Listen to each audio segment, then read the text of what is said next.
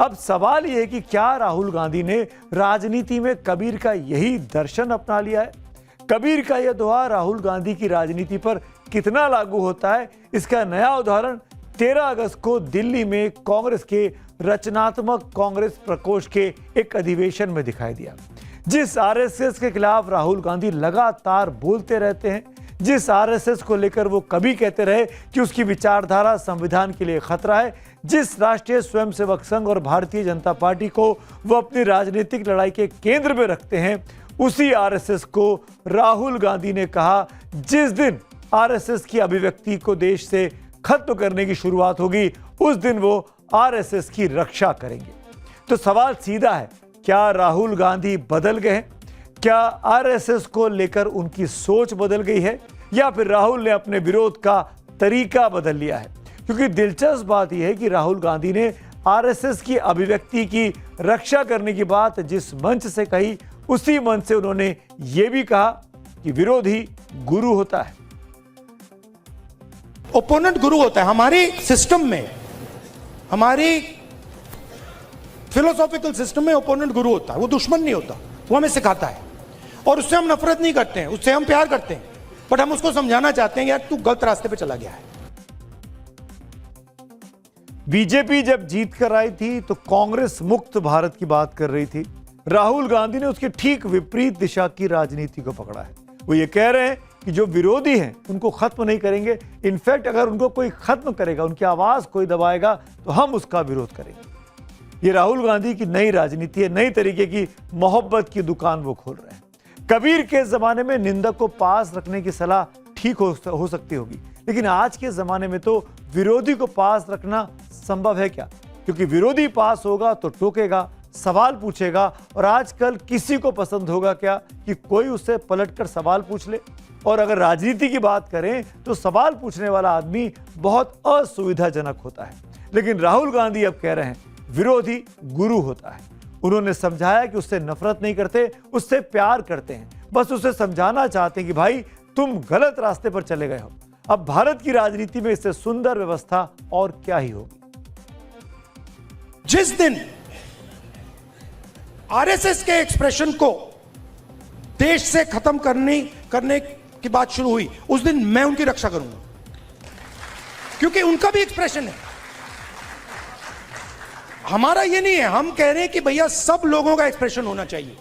जो आपके दिल में आप खुल के बोलो, डरने की कोई जरूरत नहीं है, आप किसी और को नहीं दबा सकते। तो जब देश में एक्सप्रेशन बाहर निकलेगा तो देश की ऊर्जा,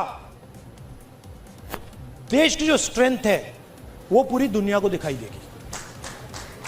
ये क्या कर रहे हैं? ये देश पर एक्सप्रेशन को मार रहे हैं। तो क्या ये राहुल की राजनीति का एक नया संस्करण हम देख रहे हैं? क्या राहुल आरएसएस को अब गुरु मानने जा रहे हैं? जवाब है बिल्कुल नहीं, क्योंकि गुरु मानने और अभिव्यक्ति के अधिकार बचाने में उतना ही अंतर है जितना भारतीय राजनीति में घोषणा और अमल में। तो फिर आखिर राहुल गांधी क्या कर रहे हैं? शायद राहुल गांधी अपनी उस राजनीति को परिभाषित करने की कोशिश कर रहे हैं जिसमें विपक्षी और दुश्मन के बीच फर्क होता है। ठीक वैसे ही जैसे आरएसएस को लेकर राहुल के पुराने और नए बयान में फर्क आ गया है। सुनिए। मैं आरएसएस के ऑफिस में कभी नहीं जा सकता। आप मेरा आपको गला काटना पड़ेगा पहले, मैं नहीं जा सकता। और मेरा जो परिवार है उसकी एक विचारधारा है, उसका एक थॉट सिस्टम है, थिंकिंग सिस्टम है। जिस दिन आरएसएस के एक्सप्रेशन को देश से खत्म करने की बात शुरू हुई, उस दिन मैं उनकी रक्षा करूंगा। इस बीच आज राहुल गांधी को मानहानि केस में सुप्रीम कोर्ट से बड़ी राहत मिली है। सावरकर पर दिए बयान को लेकर लखनऊ की अदालत में चल रही मानहानि की कार्रवाई को सुप्रीम कोर्ट ने रद्द कर दिया है। इसी मामले में निचली अदालत ने राहुल गांधी को समन भी जारी किया था। सुप्रीम कोर्ट के इस फैसले से राहुल गांधी को फिलहाल बड़ी कानूनी राहत मिली है।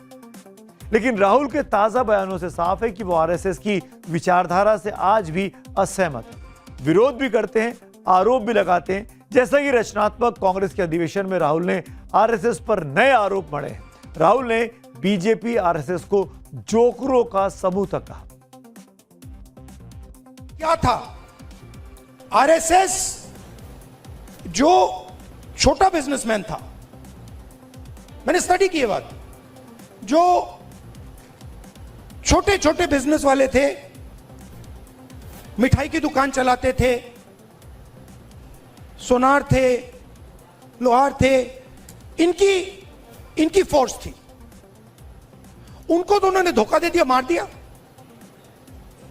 वो तो सब मर गए। आरएसएस ने डीमोनेटाइजेशन कर दिया, जीएसटी कर दी और अपने ही लोगों को धोखा दे दिया। कुल मिलाकर राहुल का यह कहना था कि आरएसएस की विचारधारा से विरोध रहेगा, लेकिन आवाज बंद करने की कोशिश अगर होगी तो उसका भी विरोध किया जाएगा।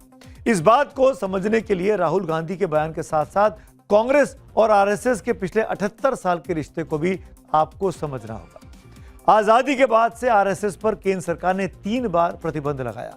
पहली बार 1948 में नेहरू सरकार में महात्मा गांधी की हत्या के बाद, दूसरी बार 1975 में आरएसएस पर बैन लगा। आपातकाल और सरकार विरोधी गतिविधियों के आरोप में इंदिरा गांधी के शासनकाल में यह प्रतिबंध लगा और तीसरी बार 1992 में अयोध्या में विवादित बाबरी ढांचा विध्वंस के बाद नरसिम्हा राव सरकार ने प्रतिबंध लगाया था। तीनों बार केंद्र में कांग्रेस की सरकार थी, उनके ही प्रधानमंत्री थे। तीनों बार आरएसएस से प्रतिबंध हटा भी, 2 बार तो कांग्रेस की सरकारों ने ही इस बैन को हटाया।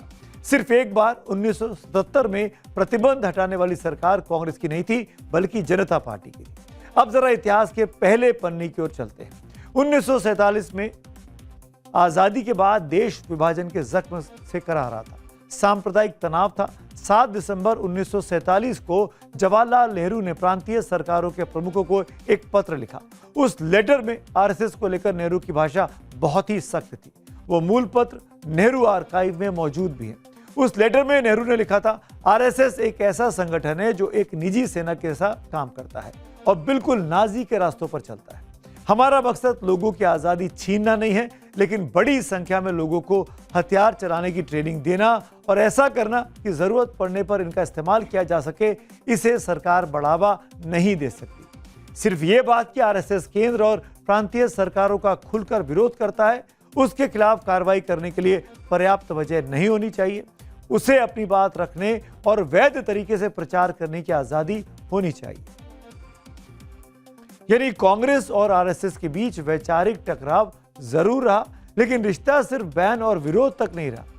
1962 के भारत चीन युद्ध के बाद 26 जनवरी 1963 को दिल्ली में गणतंत्र दिवस का कार्यक्रम हुआ, जिसमें आरएसएस स्वयंसेवकों का एक बड़ा समूह शामिल हुआ। आरएसएस के आधिकारिक रिकॉर्ड के मुताबिक करीब 3000 स्वयंसेवकों ने पूरे गणवेश और बैंड के साथ इसमें हिस्सा लिया। लेकिन तब नेहरू ने आरएसएस को बुलाया था, इसका पक्का सबूत सरकारी दस्तावेजों में नहीं मिलता है।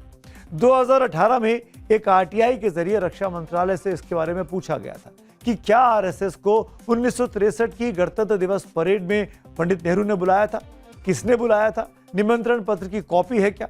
रक्षा मंत्रालय ने जवाब दिया, 1963 की गणतंत्र दिवस परेड की संरचना से संबंधित रिकॉर्ड उपलब्ध नहीं है। कहते हैं कि राजनीति बड़ी गंभीर चीज होती है, लेकिन राजनीति में कभी कभी गंभीर बात भी ऐसी जगह पहुंच जाती है कि आदमी को हंसी और चिंता में से किसी एक को चुनना मुश्किल हो जाता है। रचनात्मक कांग्रेस का एक कार्यक्रम था जिसमें राहुल गांधी कल बोल रहे थे।